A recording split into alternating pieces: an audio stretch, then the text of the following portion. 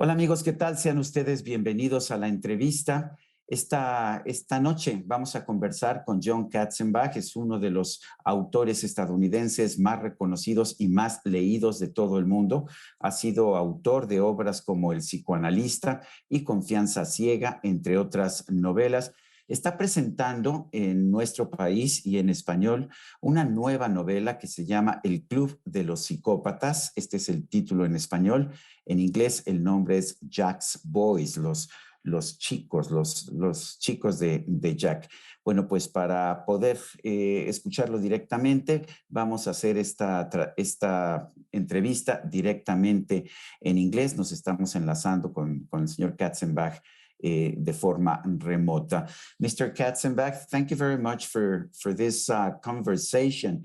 And when I first started reading this novel in English, Jack's Boys, immediately you start thinking of Jack the Ripper, and clearly there is a relationship, although the psychopaths, El Club de los Psicópatas is the title in Spanish, are a different kind of sort than the psychopath, the psychopath that we had in Jack the Ripper. But tell us, did you study the figure of Jack the Ripper? Just used the fact that he was a very famous killer? A kind of both. All thriller writers who deal with multiple killers of different kinds and different veins and different strains need to know about Jack the Ripper.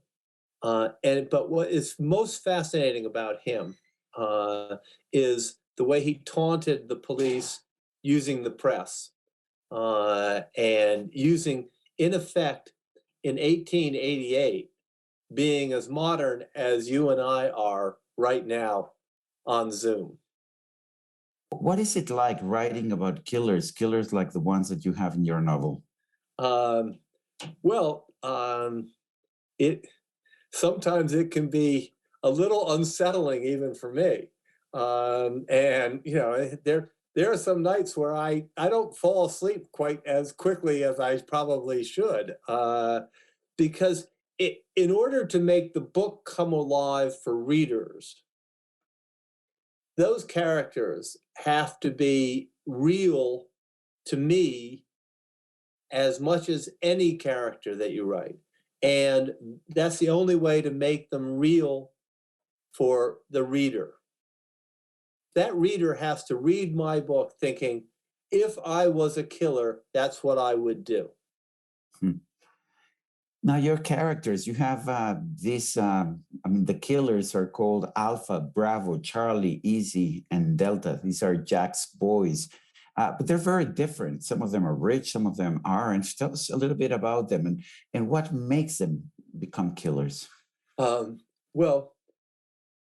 What makes them become killers is almost invariably something in their past where they embrace psychopathology, if you will.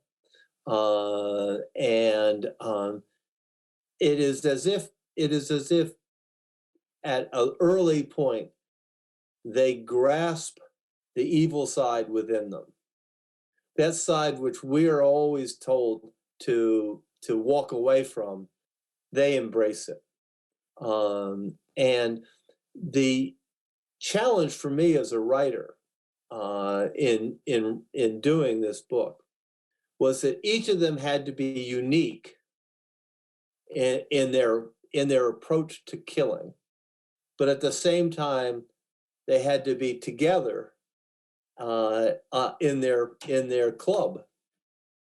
And that was a challenge as a writer, and it certainly made writing the book immensely fun for me. Mm-hmm. You actually enjoy writing your books. It actually seems quite evident when one starts reading one of your books. One always gets caught by the narrative, and it's surprising how even in descriptions as such as the ones that we have here, we actually get caught in. And I can see that the writer is having fun at the same time. Do you have a sense of humor when you deal with things like murder?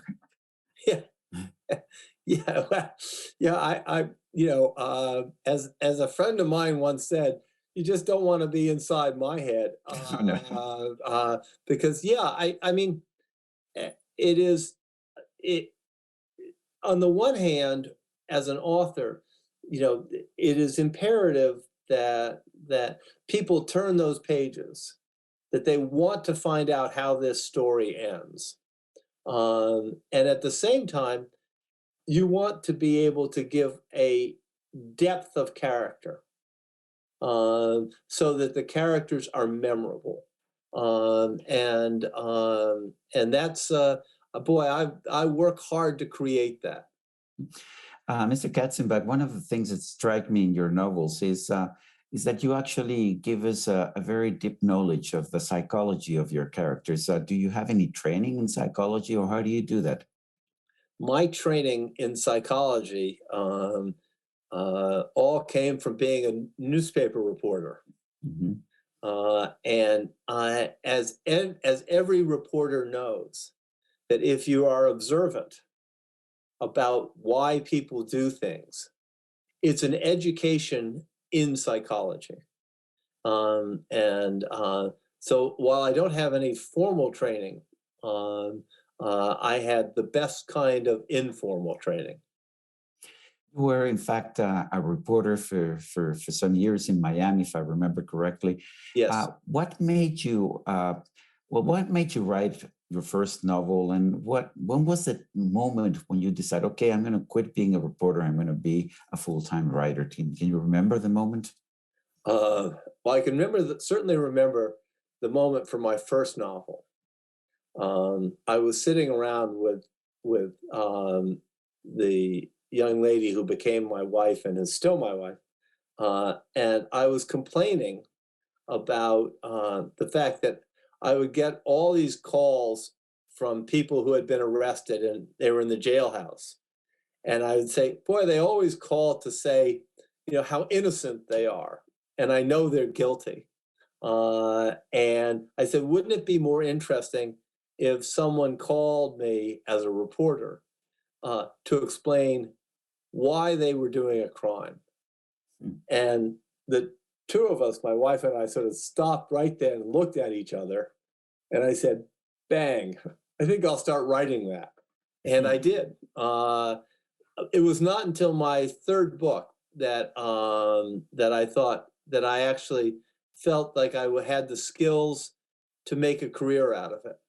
Um, But and um, and I can remember thinking, okay, let's give this a try. it's always a And big jump because you were probably getting a salary. I don't know if good or bad, but you were getting a salary, you had security, and all of a sudden you're going to have to, you're going to be writing books. And if you're not successful, then who knows what's going to happen? well, let me say this: the the one thing you don't want on your tombstone after you die is the phrase, "I wish I'd done this." You just, I think sometimes you have to take some risks. And I took one, and I've been very, very fortunate. And a- and I, but mostly what has made me, I guess, the luck that I've had as a writer um, is it's not so much how many books you sell or how many interviews you do or anything like that. The luck comes from being able to think again of new stories to tell that are different, that are unique, and that will engage readers. And as long as that keeps happening, I'll keep at it. Do you plan your novels from the beginning? I mean, do you have a plot from the start so you know how the book is going to end? Uh, Let me say this: I always know the ending, Okay. and usually know it before I start the beginning. And the reason is because as a novelist, you're asking readers to go on a journey with you. And would you ever go on a vacation with anyone who didn't know where they were going? Hmm. That's a So good point. it's very much the same. You have another character which is very interesting. I think it's a character that makes everything go. It's Suck Goal 02. Could you tell us something about this character? Teenagers. Teenagers. Yeah. You were a teenager once. I was a teenager once. And if you think about it, 1 minute as a teenager, you can be doing the wisest, smartest, most sensitive thing. And the next minute, you can be doing the stupidest, dumbest thing, the thing you'll regret for the rest of your life.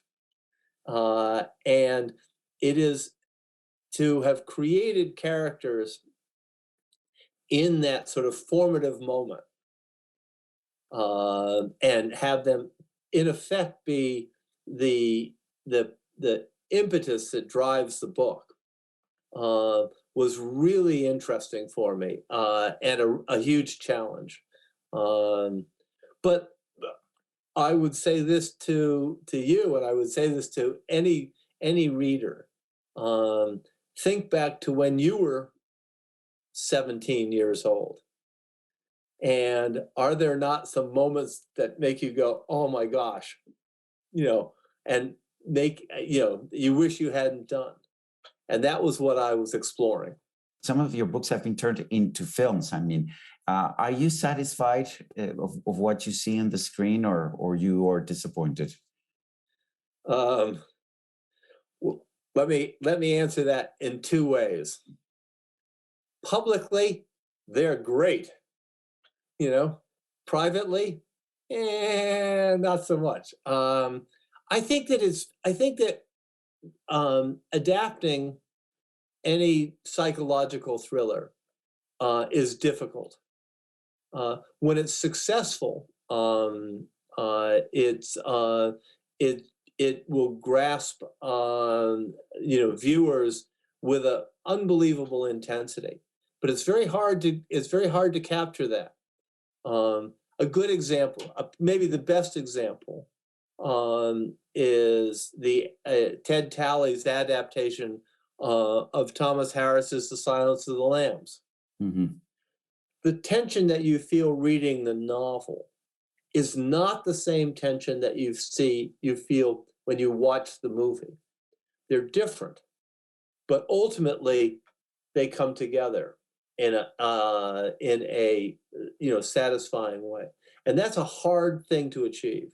So I'm sympathetic to screenwriters, generally speaking. Do you work with them? Have you worked with your screenwriters? I have sometimes, and then there are other times where they don't want to hear from me at all. Do you ever have nightmares with characters from your own books? Let me say this. The answer is no, but the answer is really yes.